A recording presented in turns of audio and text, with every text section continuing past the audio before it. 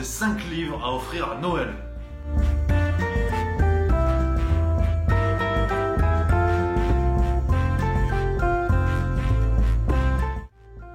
Alors même si le cœur n'y est pas encore et que l'ambiance est plutôt au bonnet phrygien qu'au bonnet de Noël, il faut se mettre dans l'ambiance. On va retrouver ces éternelles musiques qui nous cassent les couilles dans les bêtisiers télé tout le mois de décembre, genre ça.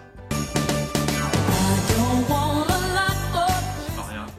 Tout ça, on va retrouver, on y est, ça y est, dans quelques jours, on va retrouver l'oncle bourré en fin de repas, les taches de vin rouge sur la nappe, la tante qui a passé une année de merde, on y est. Alors, pour l'occasion, Let It Be a sélectionné pour vous les 5 livres à mettre au pied du sapin.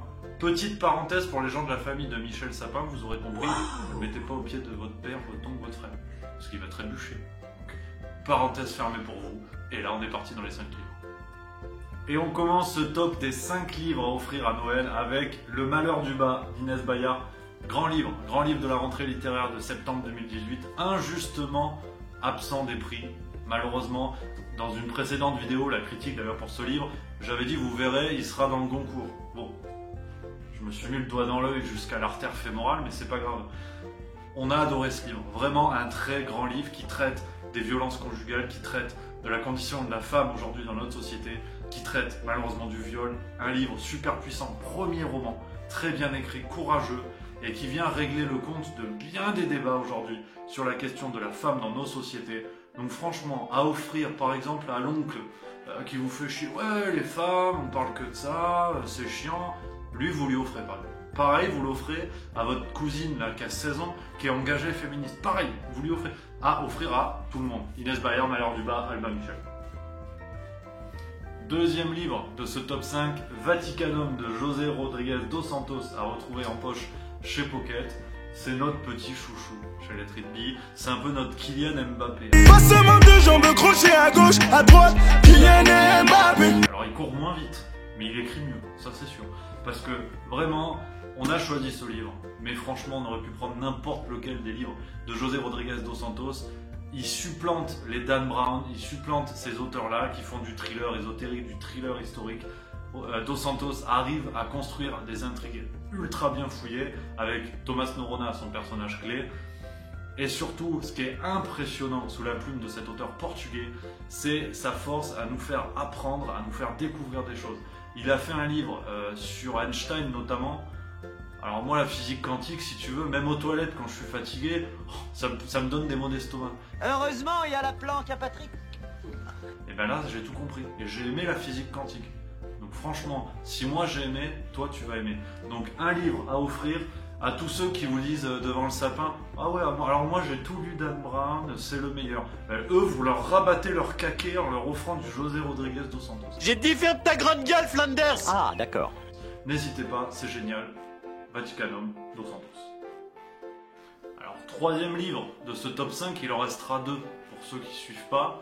Harold Cummings prend la tangente, Stephen Boyki Sidley chez Belfond.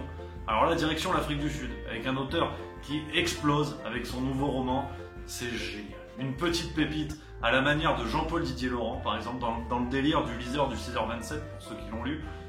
C'est en gros, l'histoire elle est toute simple, un gars de 50 ans, une vie toute rangée, toute tranquille dans un petit pavillon de banlieue, qui perd un ami de fac, il va à son enterrement et là il se dit merde, j'ai une vie de merde.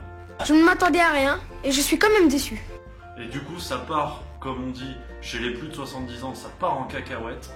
Et là, il va faire n'importe quoi. Violence, drogue, prostitution. Et la vraie question, c'est à quel moment sommes-nous véritablement heureux? Et c'est super. L'auteur, donc originaire d'Afrique du Sud, donc Stephen Boyki Sidley. Donc là, faut avoir des notions en américain. Oh, non, where is the Americana Hotel? Where is the hotel? Oui, where is the hotel? Non, pas the. La langue entre les dents, the. Mais peu importe, c'est un auteur qui est en train vraiment d'exploser avec ses livres. C'est acide, c'est marrant, c'est rigolo, des situations complètement rocambolesques. On part dans l'aventure complètement.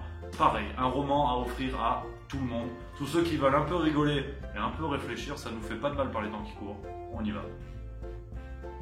Le numéro 4 de ce top 5, inévitablement, c'est Morale provisoire de Raphaël Enthoven aux éditions de l'Observatoire. Alors, parce qu'il n'y a pas que la poule qui philosophe, il fallait un essai de philosophie. Il fallait quelque chose pour réfléchir un petit peu. Et là, ce livre, c'est franchement formidable.